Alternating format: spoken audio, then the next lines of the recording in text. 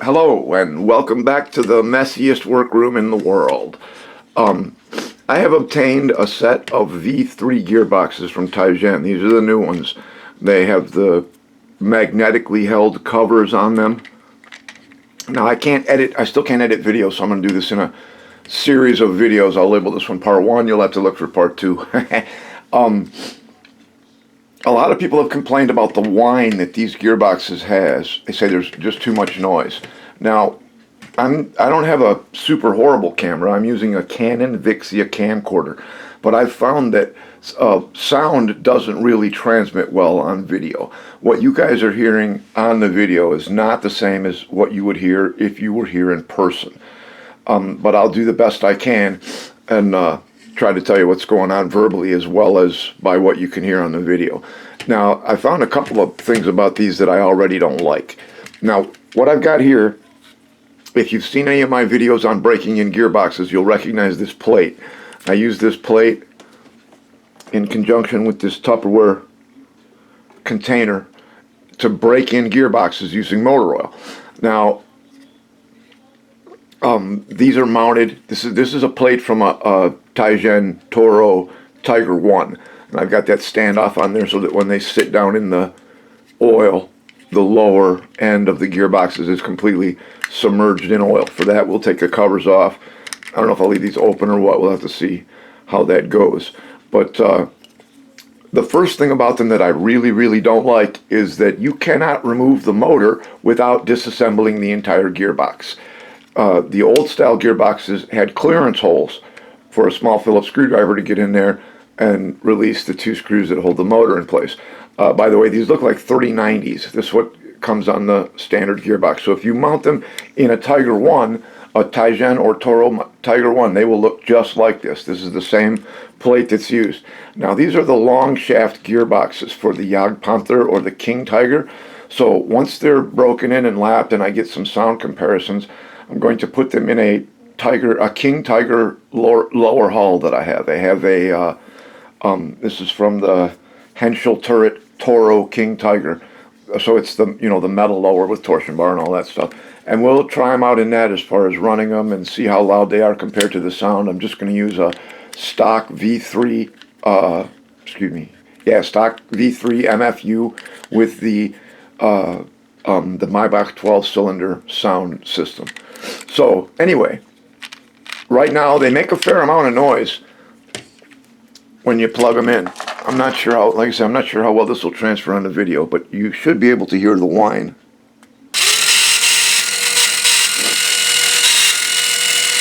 That's another thing. I don't know if you could hear the fluctuation in the sound right there, but it's like the gears aren't meshing as well as they could. Like there's some kind of, I don't know what's going on. Anyway, that sound I found disappears after the first couple of minutes or a couple seconds. But that's what it sounds like. You can hear that whine. And when I unplugged it, it sounded a lot like a vacuum cleaner coming to a stop. Here's the other side. Notice we didn't get the big fluctuation at the beginning on this one.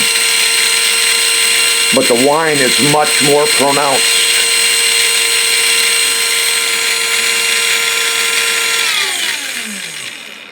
So I'm going to try lapping them.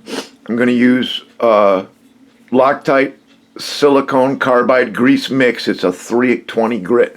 Now we use this at work for lapping splines on these shafts that we make. We've got a customer that's pretty picky. They got to have a really exact fit on those splines. So we have a machine, a lapping machine, and we make laps out of cast iron, and then we put the spline in the lapping machine. When we cut them on the gear shaper, we'll cut the spline just a tiny bit oversized, cut the PD like a couple thou oversized, and then we'll put them in the lapping machine and lap them down until they're an exact fit to the master. And so I know this stuff does remove material real well. So the plan is to thoroughly coat all of the gears with the lapping compound. I'm going to let them run for 1 minute. I'm hoping that's not too much. Maybe I should start with 30 seconds. Anyway, I'll lap them for a predetermined period of time. Then I will thoroughly clean them with mineral spirits, and I will re-lube them and then we'll check them again and see if any of that whine went away. And then after that, we'll put them into King Tiger and see what's what. So these are the V3 gearboxes. Like I said, so far, I'm not crazy about the noise. I'm not all that crazy about their mounting system. With these, you get a plate under here. This is a steel plate that mounts to the Tiger 1 motor plate, and then your gearboxes mount to the provided plate. And they are side specific, and they have different bolt patterns for the two gearboxes.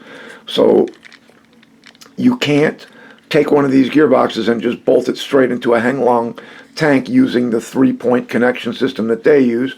You have to first put down the plate with the 3-point connection, and then you've got 3 points on each gearbox that bolt them to the steel plate. I liked it a lot better the other way. It was a lot simpler. The old system, they would not only bolt right into the hang-long on the 3-prong, but the mounting plates in your Tiger 1s, King Tigers, even the metal edition Panzer 3s and 4s, they would just bolt right down to it with machine screws. And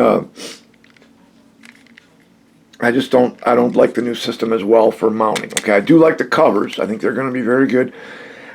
One thing I kind of question is this. It looks like this magnet right here where my thumb is. It doesn't really attach to anything. It looks like it's drawing like magnetizing itself, sticking to that gear right there without touching it. So I don't know. We'll see how well they stay in place. They don't seem to be too strong. The lower covers are a good addition. They will definitely prevent the splatter.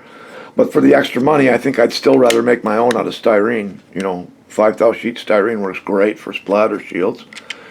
On the Tiger 1 mounting plate, you can see there's a considerable amount of distance between the end of the motor and the side of the other gearbox. Now, I understand that if you put this in a P3 or P4, you might actually have to bend these tabs to get clearance because they're that much narrower. So there they are, V3 gearboxes. We will lap them, we will clean them, we will grease them, and we will be back. See you next time.